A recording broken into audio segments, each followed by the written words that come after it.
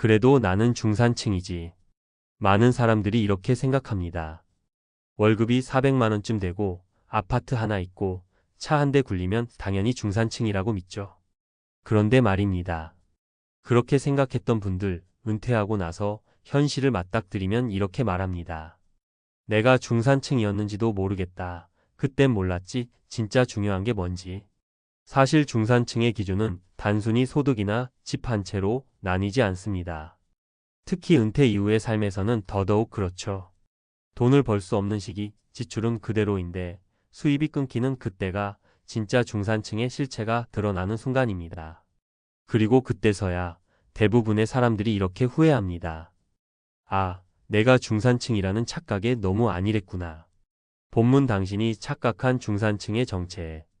통계청 기준으로 보면 중산층은 전체 소득자의 중위소득의 5만 150% 수준을 말합니다. 하지만 이건 어디까지나 소득 기준일 뿐 은퇴 이후에도 삶의 질을 유지할 수 있는가? 라는 질문에는 아무런 답이 되지 못합니다. 은퇴 후에도 경제적으로 중산층을 유지하려면 세 가지가 꼭 필요합니다. 꾸준히 들어오는 현금 흐름 연금, 임대 수익 등. 줄어든 지출 구조 소비를 줄일 수 있는 생활 패턴. 의미 있는 일과 삶의 만족도 건강, 관계, 취미 등 비금전 요소. 이 셋 중 단 하나라도 무너지면 나도 중산층이야 라고 믿었던 사람이 은퇴 1년 만에 하위 20% 수준으로 추락할 수도 있습니다. 지금부터 실제 사례 세 가지를 통해 왜 우리가 가짜 중산층의 환상에서 벗어나야 하는지 이야기해 보겠습니다. 사례 1 아파트 한 채 있었는데 왜 나는 빈털터리가 됐을까? 59세 은행지점장 출신 수도권 거주. 정년퇴직을 앞두고 있었던 박 씨는 말합니다.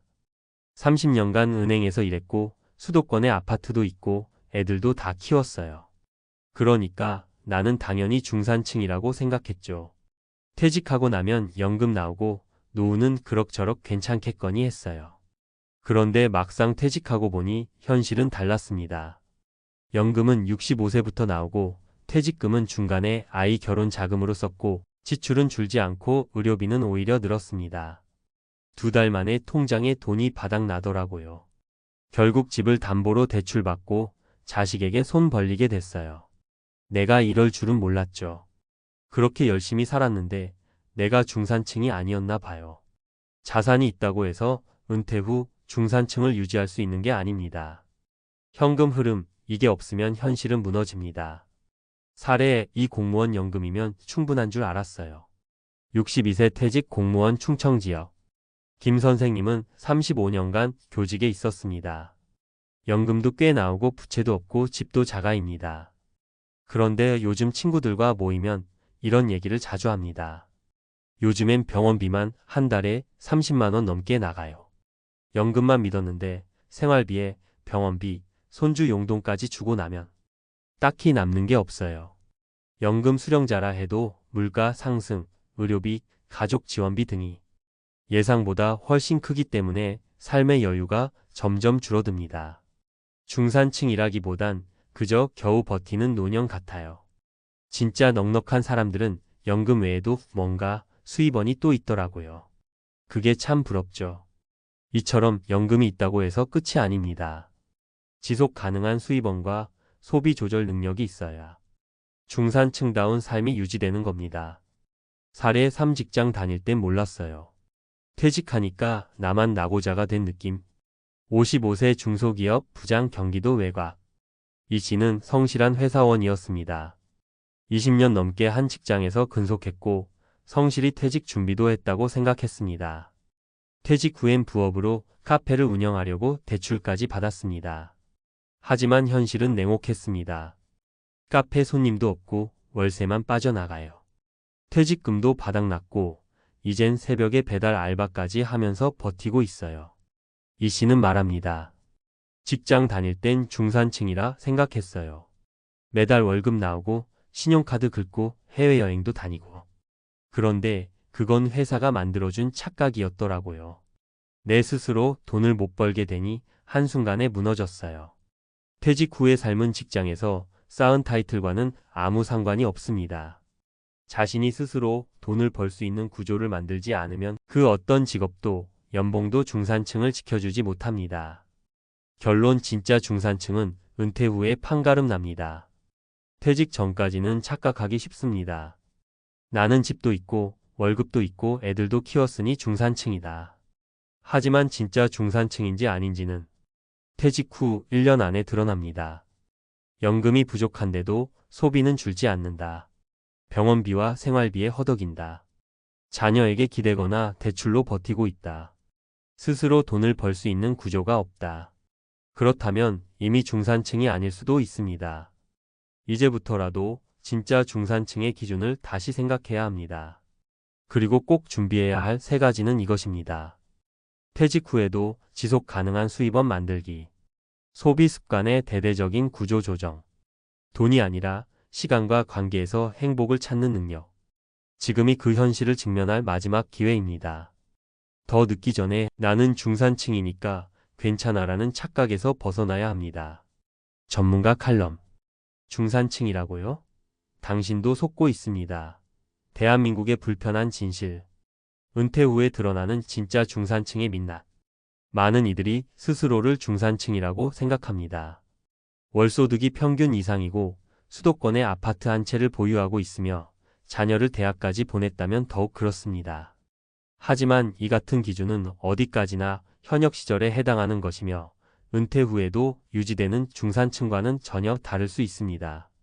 실제로 한국보건사회연구원 조사에 따르면 은퇴 13년 내 생활 수준이 급격히 하락하는 가구가 40% 이상에 달합니다. 그 이유는 단순합니다. 소득이 끊겼는데 지출은 계속되기 때문입니다. 착각 1. 자산이 있으면 중산층이다. 자산 기준으로 자신을 중산층이라 판단하는 분들이 많습니다. 대표적인 예가 집 한 채 있고 퇴직금도 받았으니 걱정 없다는 생각입니다. 그러나 부동산은 유동성이 매우 낮은 자산입니다. 현금화가 어렵고 보유세 및 관리비 등으로 인해 실질적인 생활비로 전환되기 어렵습니다. 특히 수도권의 주택을 보유한 경우 자산 규모는 커 보일 수 있으나 정작 월 지출을 감당할 현금 흐름 캐시 플로우이 부족해지는 사례가 많습니다. 즉, 자산이 많아 보여도 은퇴 이후 현금화 가능한 수입원이 없다면 생활 수준은 중산층 이하로 추락할 수 있습니다.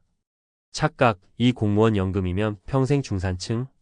공무원 퇴직자나 군인 등 안정적 연금을 수령하는 이들도 마찬가지입니다. 예를 들어 월 250만 원의 연금을 받는다고 해도 물가 상승률, 의료비, 손주 지원금, 주거비 등 고정 지출을 고려하면 남는 금액은 많지 않습니다. 연금은 안정적이지만 유연하지 못한 구조입니다. 경제 상황이 어려워지거나 갑작스러운 지출이 발생했을 때 보완 수단이 없는 것이 문제입니다. 이로 인해 실제 공무원 퇴직자들도 생활은 되지만 여유는 없다고 말하는 경우가 많습니다. 착각 3. 직장 생활 동안 열심히 벌었으니 괜찮다. 가장 위험한 착각입니다. 퇴직 직전까지 월 500만 원씩 벌었다고 해서 그 소득 수준이 은퇴 후에도 유지될 거라고 생각하는 건 착각 중의 착각입니다. 한 조사에 따르면 평균적인 은퇴 후 가계의 월 지출은 약 24만 300만 원 수준입니다. 하지만 실제로 은퇴 후 안정적인 수입원이 있는 가정은 전체의 20%도 되지 않습니다. 그 외의 대부분은 퇴직금이나 예금, 대출로 생계를 이어가고 있는 실정입니다. 은퇴 후 진짜 중산층이 되려면 전문가들은 은퇴 이후에도 중산층을 유지하려면 다음 세 가지를 반드시 확보해야 한다고 강조합니다. 1. 지속 가능한 현금 흐름 확보. 노후를 위한 재정 설계에서 가장 중요한 요소는 정기적으로 들어오는 수입입니다. 국민연금 외에 개인연금, 소형 상가나 주택의 임대 수익, 퇴직 이후에도 가능한 파트타임 직업 또는 자격 기반 활동 등 소규모라도 매달 고정 수입이 있느냐 없느냐가 삶의 질을 결정짓습니다. 2. 지출 구조의 최적화. 젊은 시절의 소비 습관이 그대로 유지되면 노년기에는 반드시 재정적 위기를 겪게 됩니다. 실제로 은퇴 후 고정비에서 가장 많은 비중을 차지하는 항목은 주거비, 의료비, 식비입니다.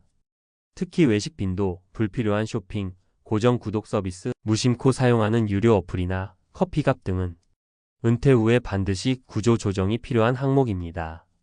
지출을 줄이는 것은 절약이 아니라 삶의 구조를 재설계하는 일입니다. 3. 자기주도적인 삶의 시스템 마련. 경제적인 요소뿐 아니라 삶의 만족도, 건강, 사회적 관계도 중요한 중산층 기준입니다. 봉사, 취미, 재능 기부 활동 등을 통해 사회적 연결을 유지하고 건강 관리를 위한 규칙적인 운동, 일상 속에서 의미를 찾을 수 있는 습관과 태도를 갖춰야 경제 외적인 삶의 만족도도 유지됩니다. 중산층의 핵심은 재산의 크기가 아니라 삶을 주도할 수 있는 능력과 구조입니다. 결론 지금 바로 다시 정의하라. 중산층이라는 단어는 굉장히 상대적입니다. 하지만 은퇴 이후의 삶에서는 이 개념이 매우 구체적이고 현실적인 의미로 다가옵니다. 단순히 자산이 많다고 중산층이 아닙니다. 연금 하나로는 안심할 수 없습니다. 퇴직금과 예금은 금세 소진됩니다. 따라서 지금부터라도 다음을 다시 점검해야 합니다. 나는 은퇴 후에도 매달 들어올 고정 수입이 있는가?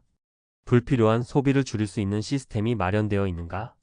돈이 없어도 행복을 느낄 수 있는 활동이 있는가? 지금의 점검이 5년, 10년 후 진짜 중산층으로 살아남느냐, 은퇴 빈곤층으로 전락하느냐를 결정할 수 있습니다. 중산층이라는 착각에서 벗어나야 비로소 제대로 된 은퇴 준비가 시작됩니다.